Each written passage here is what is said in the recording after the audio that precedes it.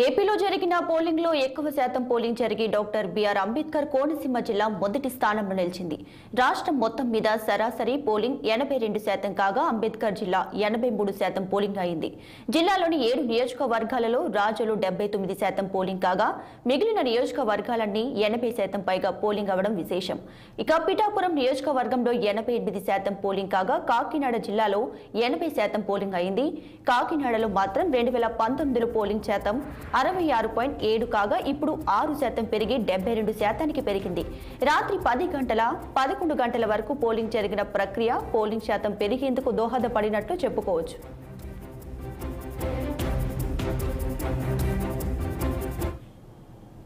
ప్రజాస్వామ్య దేశాలు మాత్రం ఖచ్చితంగా ఆకర్షించిందని చెప్పుకోవాలి.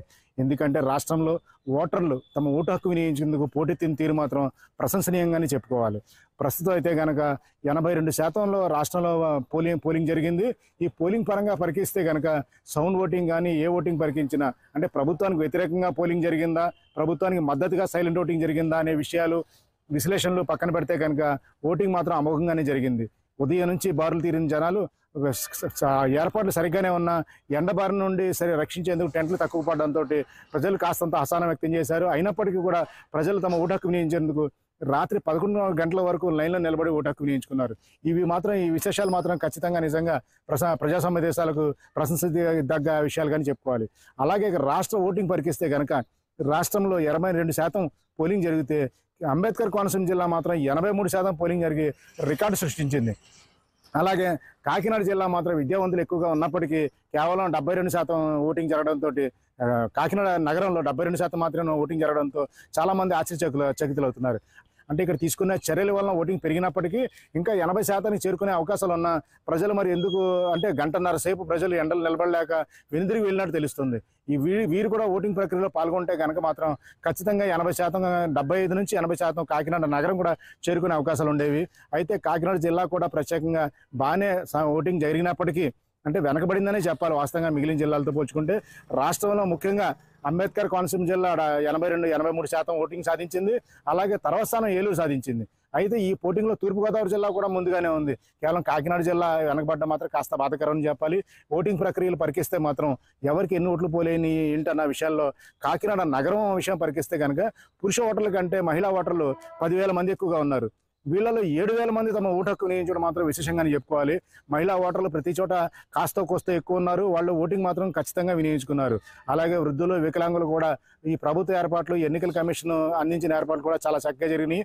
పోలీసు బలగాలు కూడా సమర్థవంతంగా నిర్వహించడంతో కాకినాడ జిల్లా పరంగా కానీ అమలాపురం జిల్లా పరంగా కానీ పరికిస్తే కనుక అధికారులు అంటే రిటర్నింగ్ అధికారులు జిల్లా కలెక్టర్లు కూడా సమర్థవంతంగా విధులు నిర్వహించారు.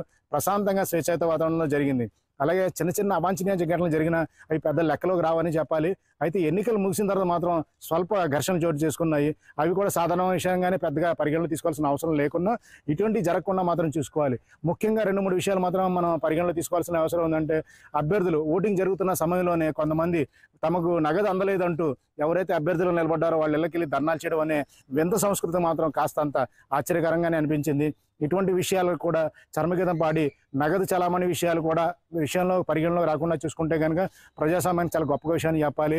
అంబేద్కర్ కోనసీమ జిల్లాలో ప్రతి చోట ఓట్లు వర్షంగానే కురిశాయి. ఇక్కడ చివరగా నిలిచింది మాత్రం రాజోల్లో 79% జరిగింది. ఇది రికార్డుగానే చెప్పుకోవాలి. ఎందుకంటే రాష్ట్ర వ్యాప్తంగా 82% జరిగితే అమలాపురంలో కోనసీమ ముమ్మిడివరం 83% పరంగా జరిగి రికార్డు సృష్టించింది.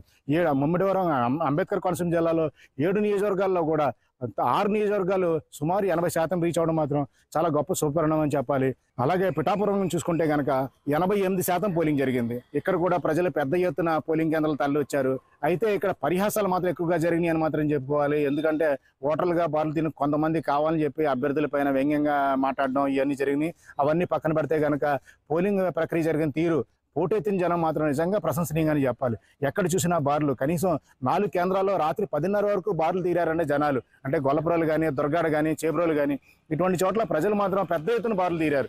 ఓటు హక్కు వినియోగించడానికి ముందుకు వచ్చారు. కొంతమంది అయితే ఓటు హక్కు వినియోగించుకోకపోతే తాము బతుకున్న మరణించినట్టుగా లెక్క అని చెప్పడం మాత్రం చాలా విశేషంగా చెప్పాలి.